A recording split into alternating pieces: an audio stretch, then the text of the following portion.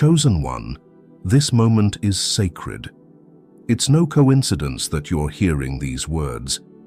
This is a signal from the depths of the unconscious, a call resounding within your very soul. You might feel like you stumbled upon this video by chance, but in truth, you've been led here by a silent force that the rational mind cannot explain.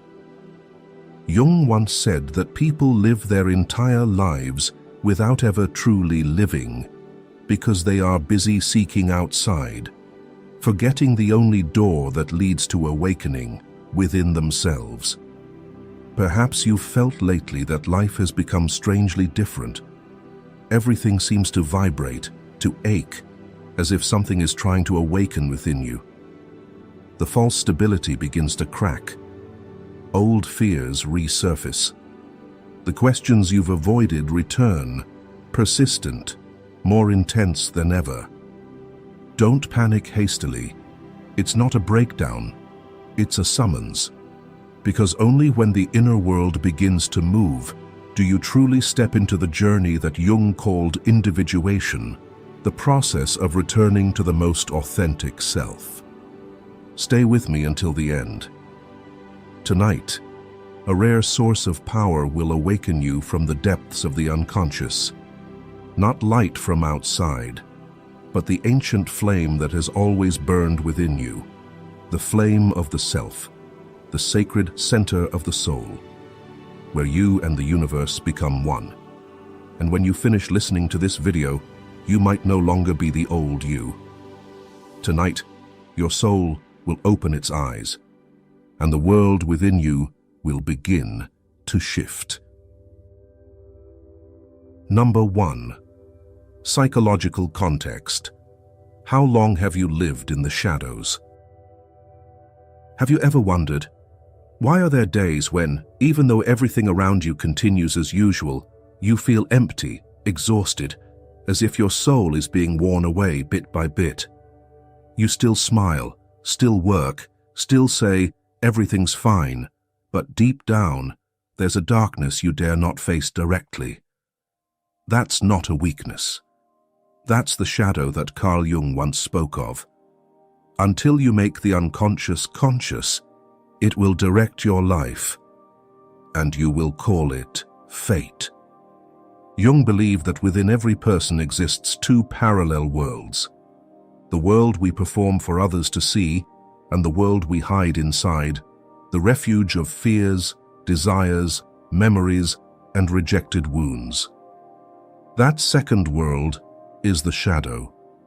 But the paradox lies here.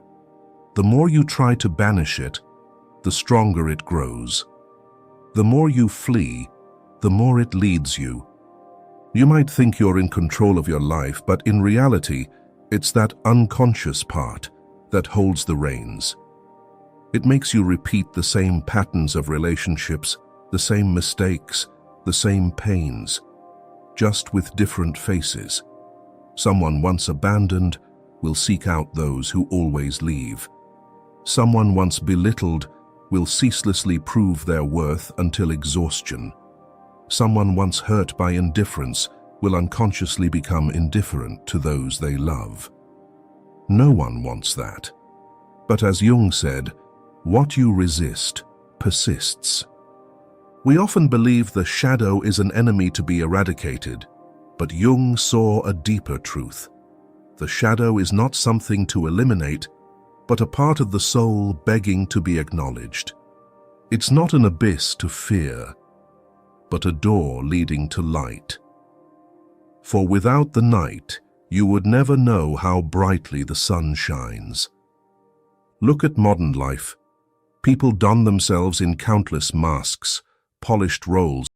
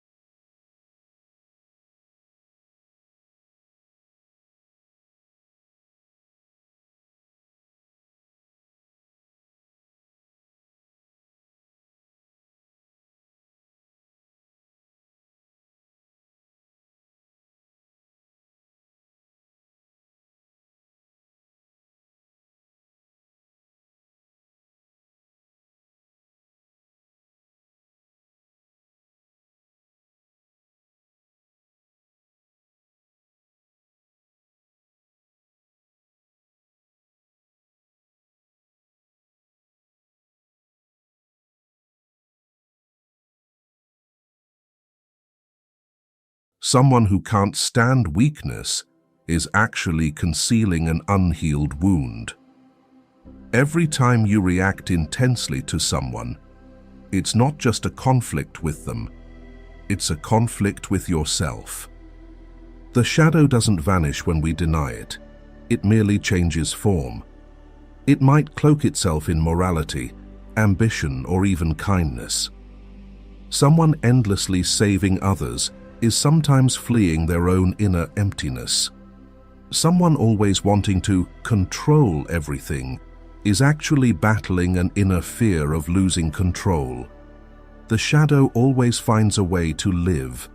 If not acknowledged, it will erupt through behavior, dreams, or illness.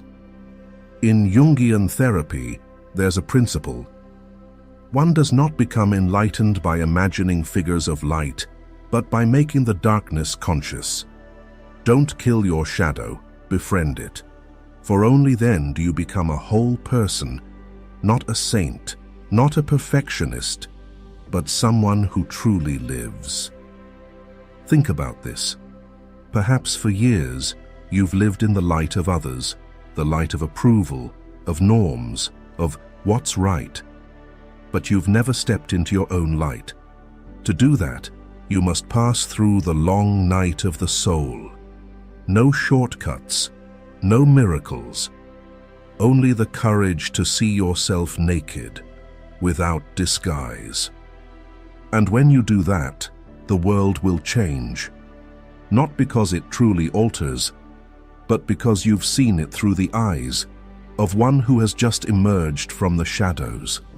You will no longer seek light outside, for you've realized the true light has always been behind that shadow. Number 2, the shift. And then, when you've dared to look into your own shadow, something begins to change. Not an external change, not jobs, people, or circumstances, but a subtle movement from deep within, as if an invisible hand is stirring the bottom of your soul. Something that has slept too long is awakening.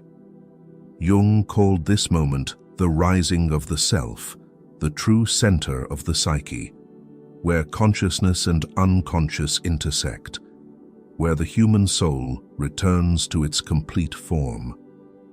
Tonight, energy from the depths of the unconscious will rise, not supernatural energy or some external miracle, but the ancient power within you, the primal soul part, still waiting for you to touch it. That's the energy of the archetypes, those timeless images still alive in the collective unconscious, the hero, the wise man, the divine child, the mother, the creator, the warrior.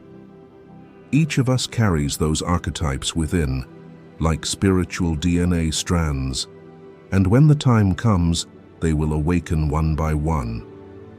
You feel something shifting, though you can't yet name it. You're no longer interested in the things that once enthralled you. You begin to question old values, feeling that the old life no longer fits. That's not a crisis, it's inner restructuring. When a part of you collapses, it's merely a signal that the self is knocking at the door. In Jung's language, this is the stage of psychological axis shift, when consciousness begins to pivot from the ego to a deeper center, the self, the true soul. This movement often arrives in unexpected moments, after a shock, a strange dream, a pain that seems insurmountable, or a quiet night when your heart suddenly stirs without reason.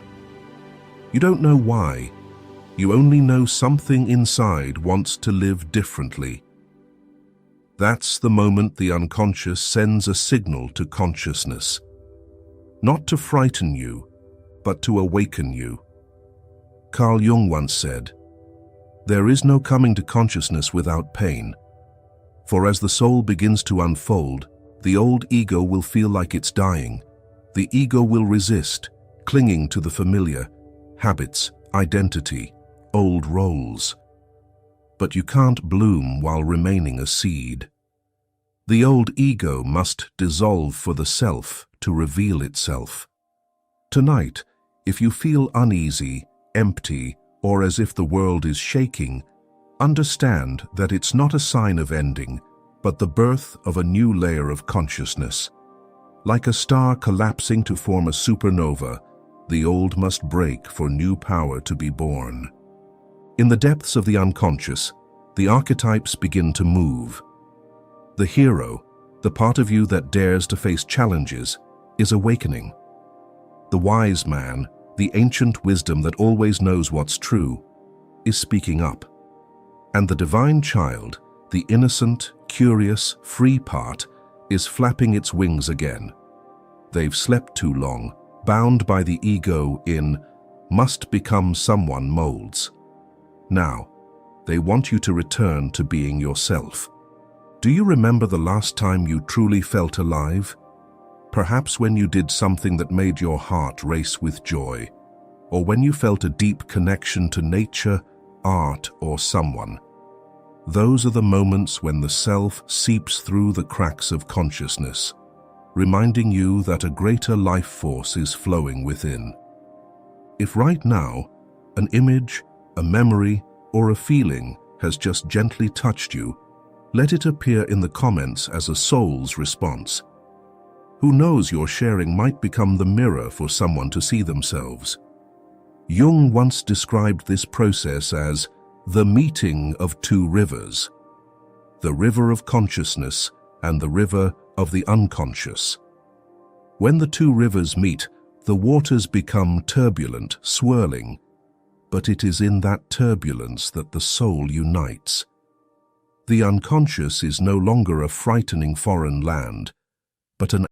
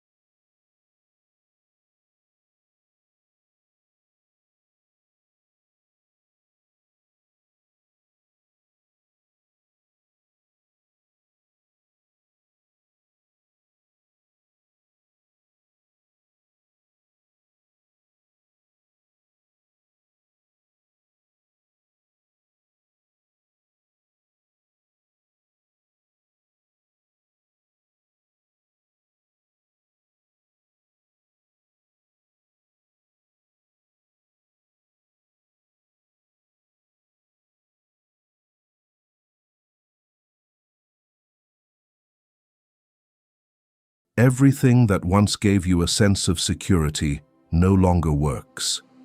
The people, places, and beliefs that once made you feel you belonged suddenly become alien. That's not a loss, but a detachment from old assumptions to find a deeper reality. Transformation does not occur when you want to change, but when you can no longer live as before. Like a seed cracking its shell, not because it wants to, but because the life within demands to be born. Your soul is the same. When the power of the self is activated, you can no longer continue living a pretended life. All pretense, all propriety, all habits nurtured to please others will begin to collapse. Within you, A truth wants to be spoken. A nature wants to live truly. This is the stage that many fear most because there is no longer certainty. The ego, the part of you that once controlled life through logic and control, will feel disoriented. But the truth is, the ego does not die. It is repositioned. It no longer rules, but becomes a servant to the self. Jung once likened this process to a star leaving its old orbit to find its true center.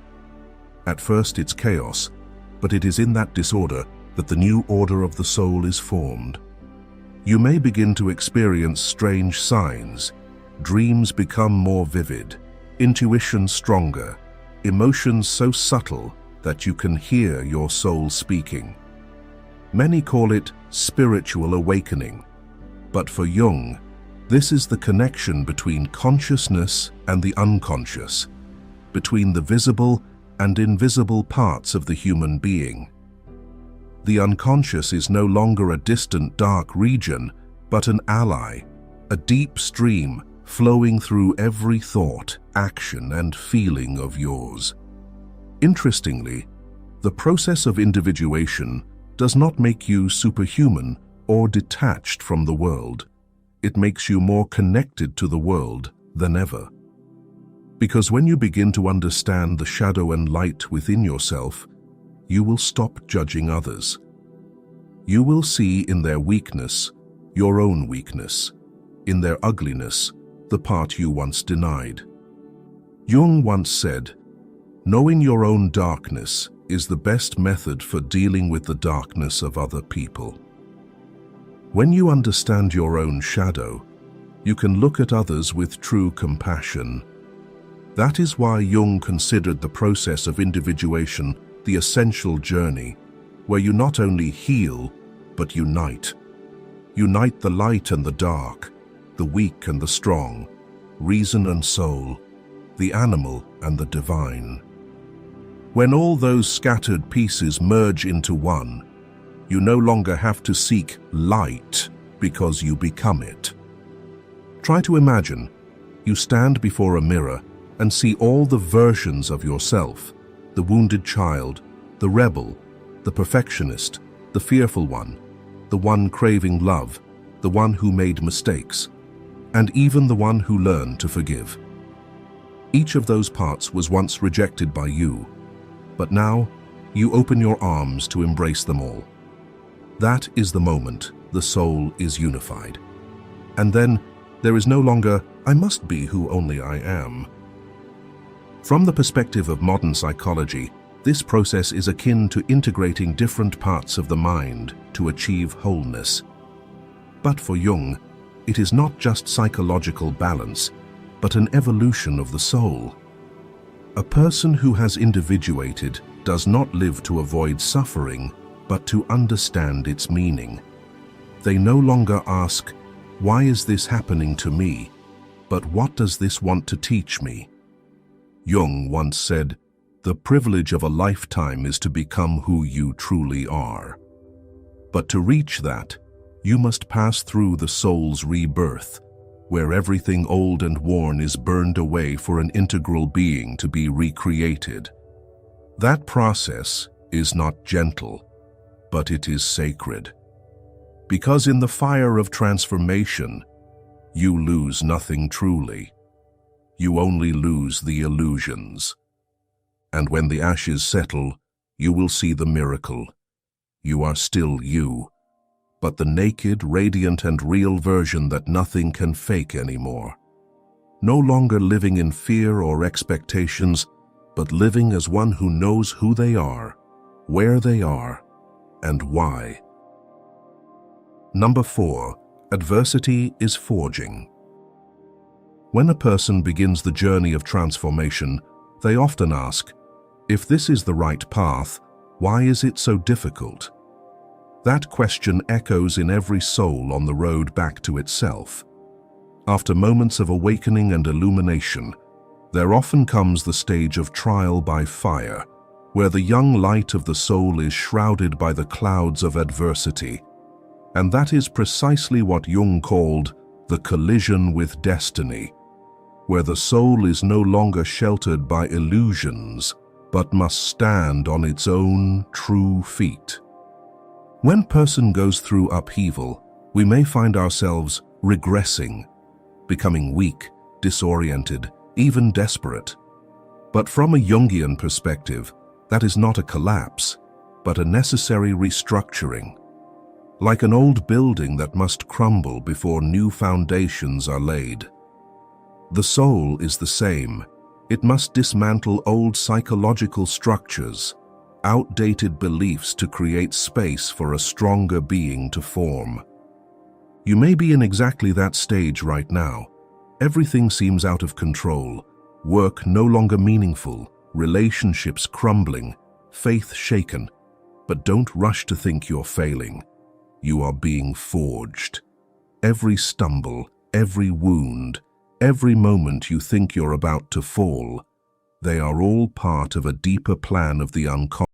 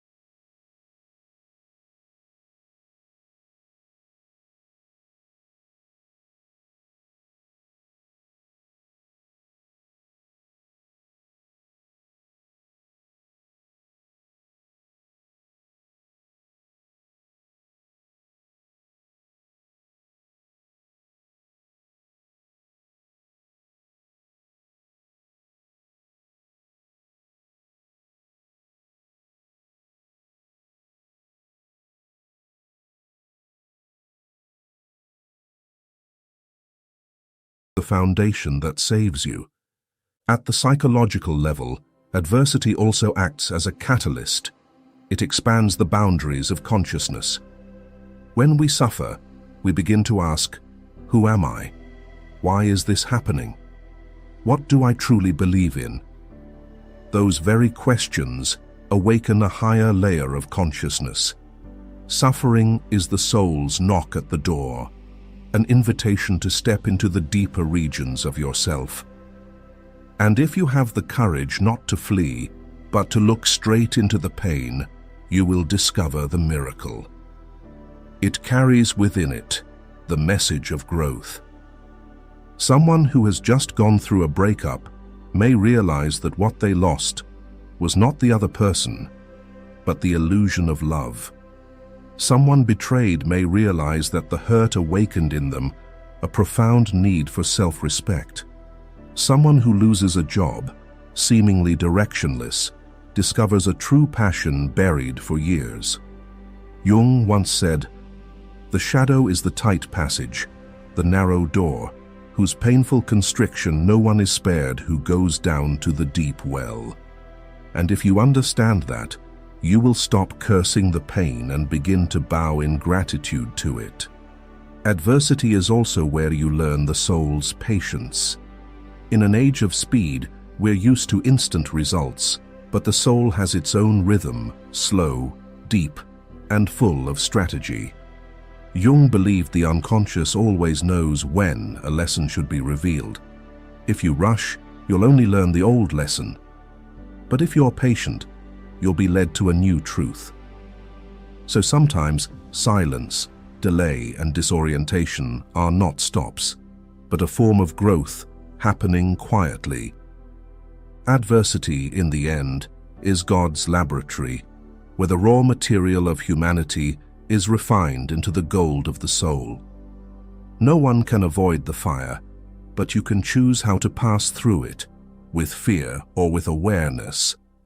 And when you choose to see adversity as an apprentice of life, not a victim, then in that very moment, adversity ceases to be chains and becomes wings. Therefore, don't rush to resent the dark seasons.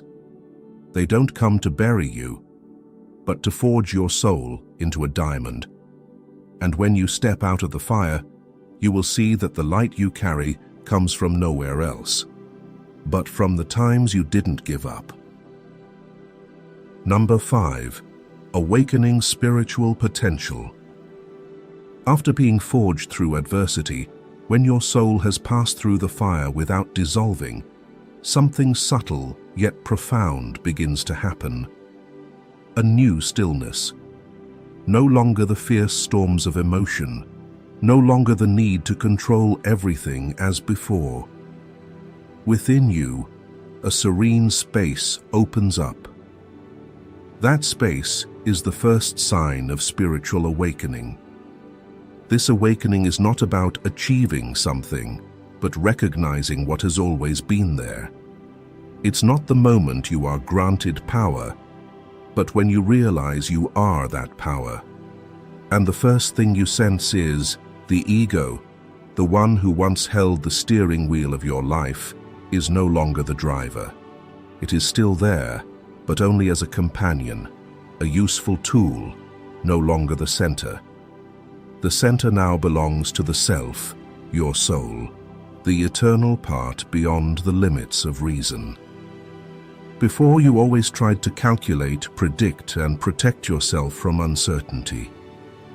But now, you begin to feel a silent guidance from within.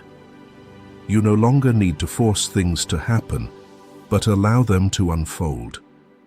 You begin to know without explanation, understand without thought. Jung called this divine intuition a form of perception arising from the depths of the unconscious, where the individual connects with the whole. When this spiritual potential is awakened, life seems to start sending signals to you through channels you never noticed before. Dreams, strange coincidences, eerily accurate hunches. Jung named this phenomenon synchronicity. It is when external events align perfectly with your inner state, as if the universe is communicating with you in its own language. For example, you think of someone you haven't seen in a long time, and immediately they message you. You stand at a difficult crossroads, and suddenly a phrase, a song, an image answers the very question in your heart. These are not random. They are the energy of the collective unconscious interacting with your personal consciousness. For many, this is a stage both beautiful and dangerous, because when spiritual energy awakens, the ego can easily intervene and seize it. The ego begins to say, "I am special, I have supernatural powers, I am enlightened." But Jung warned that when a person receives spiritual energy without sufficient maturity, they easily mistake the power as their own, and thus the awakening quickly turns into spiritual inflation. Therefore, humility becomes the key. True awakening does not make you want to become someone special. It makes you know that no one is truly special, because all are connected. You begin to look at others with eyes of understanding, feeling their pain as your own, not out of pity, but because you recognize the unity of all souls. And it is in that awareness that compassion is born, not as a moral virtue, but as a natural reflex of the awakened soul. In everyday life, A spiritually awakened person does not talk about light, but one who acts with the awareness of light. They still live amid the ordinary, still face worries, but there is a stillness within, like a lake that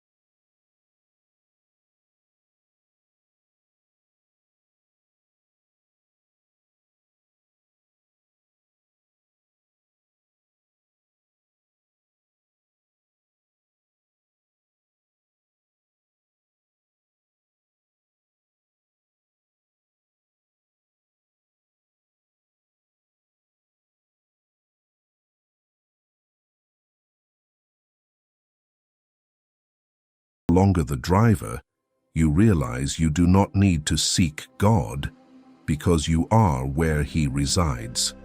Thank you for journeying with me this far. That is no coincidence.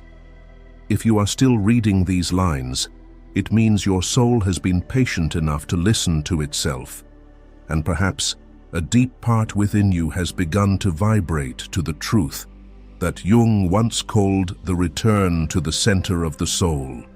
Stay until the end, because the next part will unfold the deepest layer of the journey, where awakening is no longer a personal experience, but a mission. This is when you understand why you were chosen and why every past suffering had a reason to exist. And if you want to continue listening to such stories, dialogues between the soul and the unconscious, between Jung and the deepest part within you, leave a small sign, a follow, a light touch, as a way of telling the universe, I am ready to go further. Number 6. The mission. You do not awaken just for yourself. After the spirit is awakened, when you have touched the deepest stillness within, you might think the journey has ended. But in truth, that is only the starting point of a new phase that Jung called the return to life, carrying new awareness to serve rather than escape.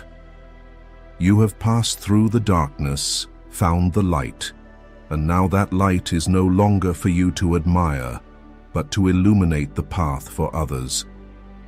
After awakening, you begin to see the world differently.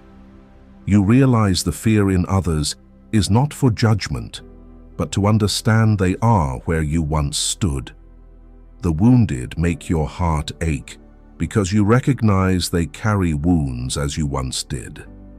The one who angers you is no longer an enemy, but a mirror reflecting the parts you have learned to heal. At this point, love is no longer a fleeting emotion, but a state of awareness, the understanding that all are on the same journey back to themselves, just at different stages. This is the shift from individual to collective, from I to we. And this is also where many misunderstand. They think awakening is to escape the world, but Jung emphasized the opposite. Awakening is to return to the world with a heart more open. One who has met the self no longer needs to seek paradise far away, because they realize paradise is here in every encounter, every smile, every small conscious act. In Psychological Types, Jung wrote that when a person achieves profound awareness, their light becomes a lamp guiding others, even if they have no such intention. This is how the self operates. You do not need to try to spread it, you just need to be present. A truly awakened person does not speak much about light. They are the light. Like a candle, not striving to convince anyone of fire, it simply burns, and the surroundings light up. In Jungian psychology, this is the stage where the individuated person steps into the role of the healer archetype. The healer is not a perfect being, but one who has been wounded and learned to use that very wound to understand others. Like Hermes, the god mediator between the world of gods and humans, the healer is the bridge between the unconscious and consciousness, between the inner world and the outer world. When you share your story, listen to others, and create a safe space for them to express, you are performing a sacred act, bringing light from the depths of the unconscious into everyday life. True awakening does not make you abandon humanity, but makes you love humanity more than ever. You begin to understand that the roughness, flaws, imperfections of humans are not pollution of the soul, but manifestations of the ongoing evolutionary process. Each person is a version in learning, struggling with their own shadows. And instead of looking at them with eyes of judgment, you look with eyes of compassion, the gaze you once gave yourself when facing the shadow. When Jung spoke of individuation, he did not mean human isolation, but self-awareness to then reintegrate. For maturity does not end at "I understand myself," but expands to "I understand us." When a person becomes whole, they begin to become a mediator of a new order, helping to connect what was divided, heal what was broken in the collective. In reality, you can see this clearly. Those who have gone through psychological crises after recovery become helpers to others in similar situations. Someone once hurt in love now knows how to create healthier relationships for themselves and those around. Someone once lost now becomes a guide for wandering souls. That is not a coincidence, but the Jungian law of compensation and balance. When one pole is healed, that energy automatically flows to the opposite pole in the collective. Jung believed that every conscious act, no matter how small, creates an effect in the collective unconscious field. A hug, a forgiveness, a kind act, all leave an energy imprint, rippling back to all humanity. And that is why you do not awaken just for yourself. When you change, the energy field around you changes, and those near you sense it, then gradually change. Awakening spreads, not through words, but through the presence of consciousness.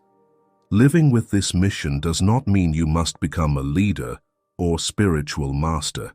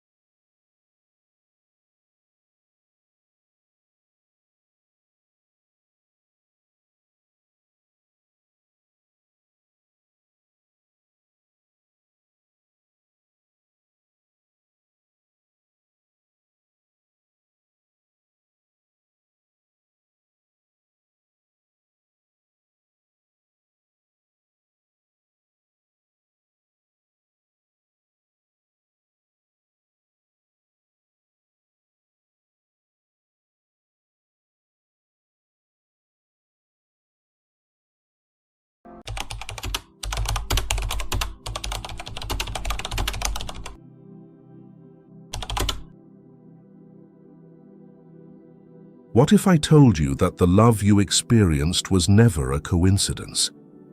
That the one who made your heart ache, the breakup that shattered you, and even the times you loved the wrong person, were part of an invisible design laid out long before you ever understood what love meant. Your love was never just a product of fleeting emotions or personal choice. It was the outcome of a deep inner journey, where the unconscious acts as a silent director, where ancient archetypes and the collective memory of humankind quietly guide you to meet the right person at the right moment, not to complete you, but to transform you. Carl Gustav Jung, the Swiss psychoanalyst, believed that every meaningful encounter originates from the deepest layers of our soul, where archetypes like the anima, animus, the shadow, and the self are in constant motion. Love, through Jung's lens, is not a random game. It is a sacred ritual where two souls are drawn to each other to love and awaken one another. Number 1. Love is the result of the unconscious process, not coincidence. You might call it fate, coincidence, or the universe's arrangement. But Carl Gustav Jung once stated unequivocally, synchronicity is an ever-present reality for those who have eyes to see. Nothing that happens in the inner world is random. What does that mean? That love, even the ones that arrive suddenly and leave just as fast, all play an essential role in the evolution of your soul. It's not just about the heart, it's about the unconscious. And when you think everything is just destiny, you overlook how your soul actively created those encounters. Jung called the deepest layer of the unconscious within every human the collective unconscious. This isn't just forgotten personal memory, but a vast reservoir of symbols, emotions, images, and behavioral patterns passed down through thousands of years of evolution. Within this invisible archive live countless archetypes that you cannot see but still live by. And in love, the two most powerful archetypes are anima, the image of the ideal woman in a man's soul, and animus, the image of the ideal man in a woman's soul. These figures don't exist in reality, but they are what make you fall head over heels, get mesmerized, even obsessed with someone from the very first moment. Not because they are perfect, but because they fit an unconscious mold inside you.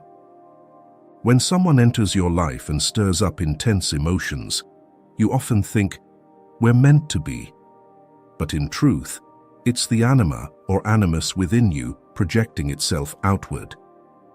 Jung wrote, "The meeting of man and woman is not only a symbol of physical union, but of a deeper psychological completion. You don't love the real person, at least not at first, but love a mirrored image of yourself, the missing part of your soul being reflected through them. And this is why love, when unconscious, often feels obsessive, magnetic, even destructive. You're not truly in a relationship with them. You're dating yourself through the distorted mirror of your unconscious." Think back to the deepest relationships you've ever had. Did you love someone as if they were destiny, the only one who could ever understand you? But over time, the divine illusion fades, and you start to see the differences, the pain, even the chaos.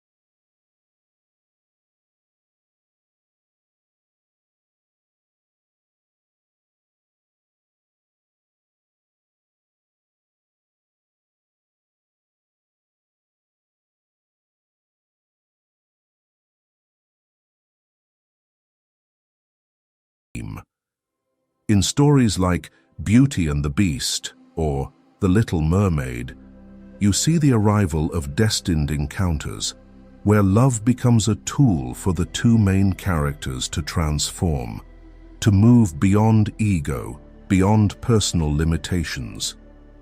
These are not just tales for children. They are ancient symbols that reflect the unconscious process happening in the human mind when it loves. You don't just love someone, you love to grow, to change, to awaken. And if that's true, then what's left to call coincidence? The one who broke your heart, why did they come?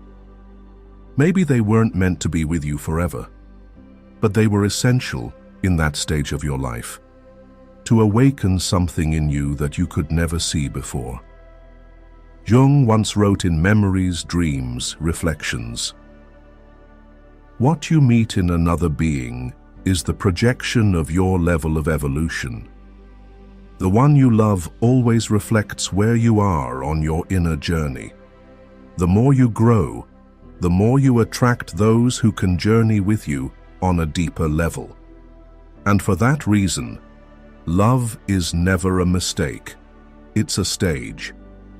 Look back at all your past relationships not as errors, but as living symbols, each person bringing a message from your deeper self. One awakened passion, another touched an old wound, someone taught you boundaries, and someone else taught you how to leave at the right time. Every time your heart trembled, it was anima or animus sending out a messenger into the world to guide you back to yourself. No encounter was wasted. True love, once you've gone through the darkness and the projections, is the kind of love that can stand in the light of truth. That's when you no longer love someone because they're just like your dream, but because they can walk with you through the process of becoming who you are. Jung said, "The privilege of a lifetime is to become who you truly are." And love, if it truly has destiny, then its purpose is to lead you to someone who can walk beside you on that path of becoming, not through illusion, but through honesty, awakening, and mutual transformation. So if tomorrow you meet someone who stirs your heart, don't just ask, "Who are they?" Ask, "What part of me is being awakened?" Because love is not something you find outside yourself. It is a gateway to the unexplored depths within. No coincidence, no randomness. Every emotion has its reason. And sometimes your unconscious knows what you need before you can even say it. Number 2, emotional wounds are not failures. They are stages in the alchemy of the soul. And so, at some point in the quiet, you suddenly realize that the seemingly random encounters in your life were never accidents. They echo from the deepest part of your being, signals sent from the unconscious, still operating even when you're unaware. But then, a question starts to whisper in your mind. If everything was arranged, if love was never random, then why does it hurt so much? Maybe you once loved someone with all your heart, only to be shattered until you no longer recognized yourself. Maybe in the middle of that storm you asked, "What did I do wrong?" But Carl Jung did not view emotional pain as a failure. He did not see it as a mistake of the heart. He saw it as an essential phase, a descent into fire, a test in the alchemical process of the soul. There is no coming to consciousness without pain, Jung once wrote in Psychological Aspects of the Personality. There is no awakening without suffering, because consciousness doesn't emerge in comfort. It arises when the ego is torn apart, when truth shatters the illusions you once clung to just to survive. And love, through Jung's eyes, is one of the purest and most intense forms of that awakening. You may have believed that love would lift you, make you happy, and heal you completely. But what no one told you is this: before love heals, it exposes. It strikes directly at the armor you built to protect yourself, breaking apart the false definitions of who I am that you created just to endure this world. In the moment your heart breaks, the hidden parts rise, the weak, the dependent, the desperate to be loved and terrified of being abandoned. And this is when you meet the shadow, the part of your soul you deny, but which controls you the most. To confront a person with his shadow is to show him his light. Psychology and religion, West and East. Only by facing the darkness do you get the chance to discover your light. In that sense, love is not just a sweet emotion, but a mirror of the soul, where you see most clearly what you try hardest to hide. If you're in the midst of a breakup or still carrying the residue of a broken love, pause. Ask yourself, what have I learned from this pain? Don't ask it as forced optimism. Ask it honestly, like someone on the path back to their true self. Did you once love someone not because they were right, but because you feared loneliness? Did you hold on to someone just to avoid abandonment, trading away your honesty in the process? Jung did not believe love was linear, that it comes and then stays happily ever after. To him, each relationship was a gate in the individuation process.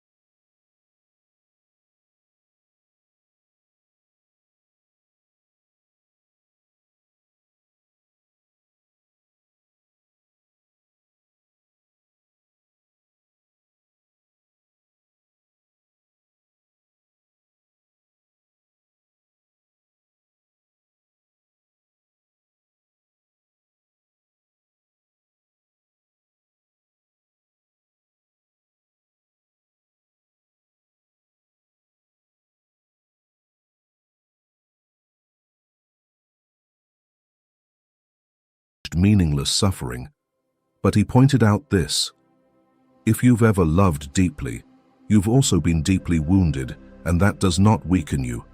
It makes you more real. He called this the death and rebirth of the ego. The old self must die so that the honest self can be born, and this process happens over and over again, each time pulling you deeper into consciousness, each time helping you shed another layer of illusion. You may be wondering, when will I be loved the right way? But the better question is, have I learned enough from pain to love from wholeness?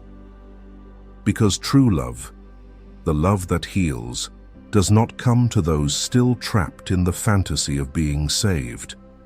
It comes to those who understand, I do not love to be completed, I love to be seen.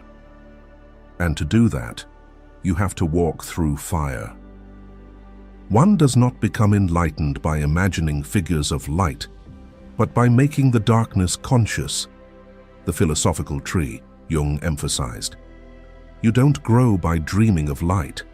You grow by illuminating the darkness. The breakups, the betrayals, the moments when you thought you'd never believe in love again.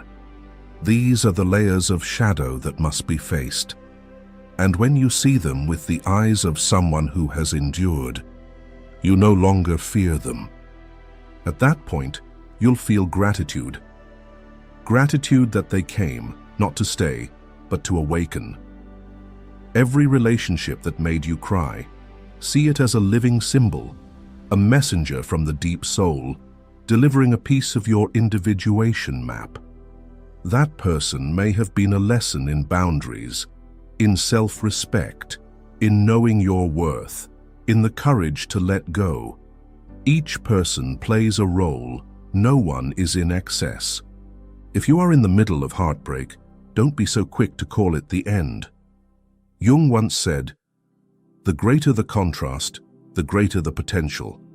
Great energy only comes from a correspondingly great tension of opposites, alchemical studies.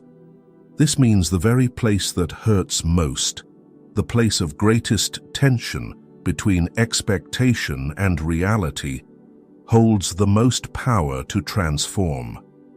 The pain you're in now is the energy needed to birth a new version of you.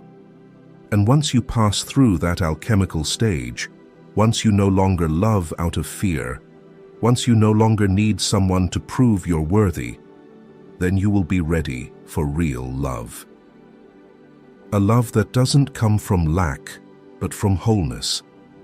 A love that doesn't avoid the truth, but lives with it.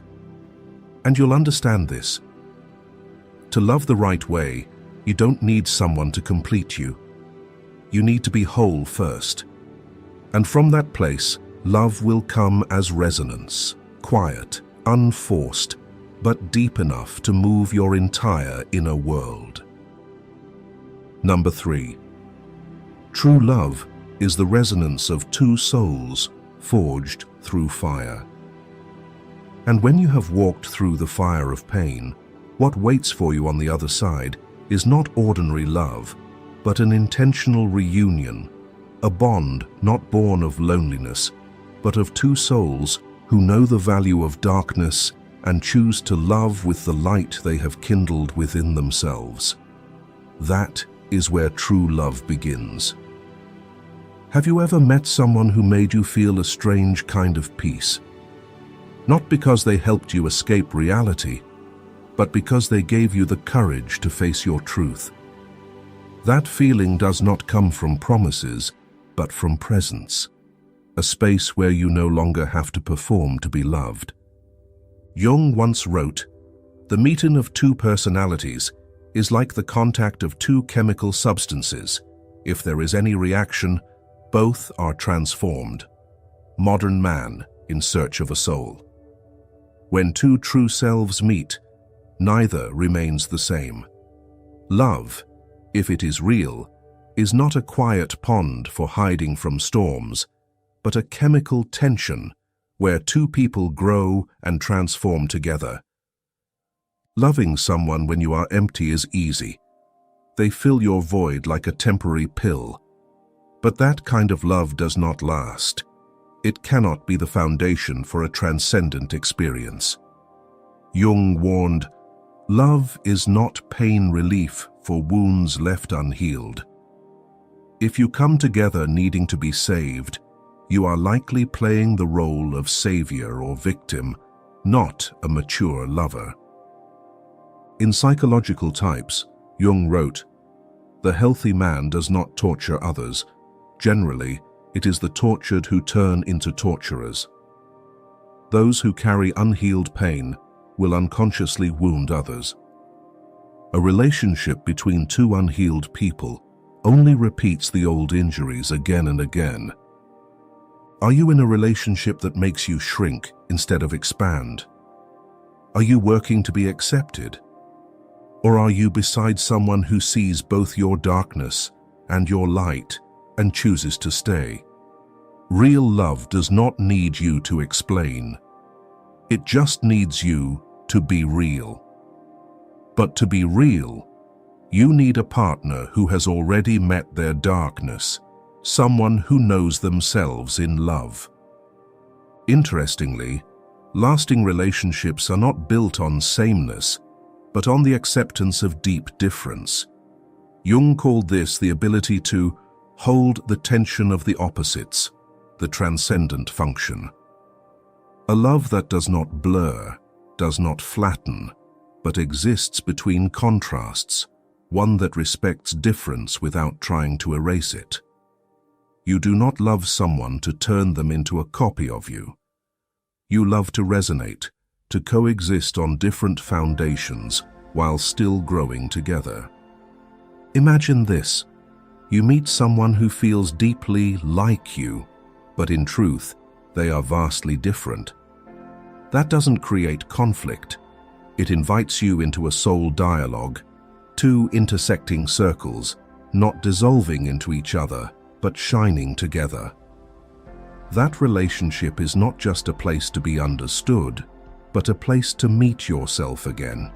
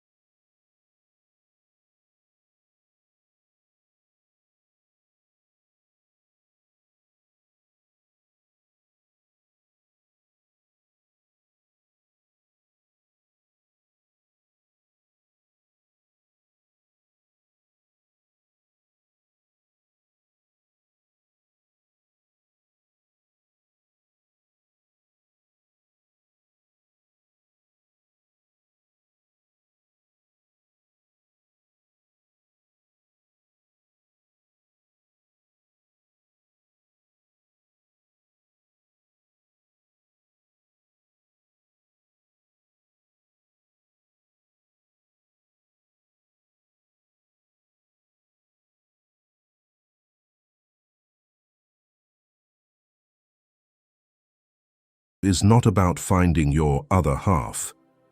Jung believed each of us is already a whole circle. When two complete people meet at the right time, they do not merge. They create a third space, a space of sharing, growth, and evolution.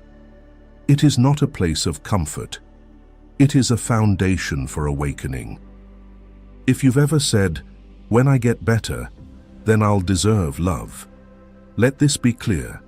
You don't need to be perfect, but you do need to be conscious enough not to repeat the same old mistakes. Jung wrote in Psychological Types, "Every advance in culture is psychologically an extension of consciousness." That means every real breakthrough begins with awareness. In love, it begins when you become aware of who you are loving, what you are projecting, what you are needing, and what you are ignoring. Are you entering love from a place of lack or awareness? That is the question only you can answer. If you still carry the fear of rejection, still hope the other will erase your wounds, still expect them to be your medicine, then the love you meet will always be counterfeit healing. But when you step in from a place of wholeness, you will find that love is not a rescue from loneliness. It is a reward for the courage to love yourself first. In the end, Jung reminds us, wholeness is not achieved by cutting off a portion of one's being, but by integration of the contraries: memories, dreams, reflections. The deeper meaning of this is the union between two people who fully reflect one another. They don't hide the contradictions. They embrace the fractures between them and choose to grow through them. If you have ever broken, matured, and been reborn, then you are ready, not to be completed, but to go further than either of you could alone. Number 4. The relationship you are waiting for is not to fill a void, but to fulfill a purpose. When two souls have been forged deeply enough, they do not come together just to love. They come to fulfill something greater than the relationship itself. This is no longer the love of people who are still lacking, still afraid, still seeking validation from outside. It is the resonance of two individuals who have traveled through enough layers of themselves to realize that love is not the destination. Love is the vehicle to live fully, to contribute to something larger than the self. And in Carl Jung's view, when love reaches that level, it is no longer a private phenomenon, but becomes a spreading wave with the power to transform collectively, to heal beyond the boundaries of the relationship. Have you ever felt that some relationships didn't just change you, they awakened you? Relationships that made it impossible to go back to who you were because you saw a new potential within yourself? Carl Jung believed that when two self-aware individuals meet, what is created is not just a romance, but a spiritual union. In The Archetypes and the Collective Unconscious, he wrote, "The psychological rule says that when an inner situation is not made conscious, it happens outside, as fate. When you haven't made something inside you clear, it manifests outside as destiny.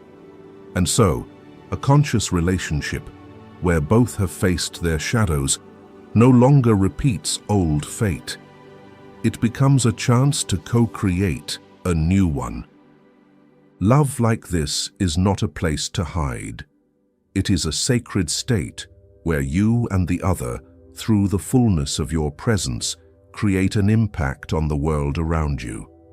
Not because you are extraordinary, but because a real connection between two souls is rare.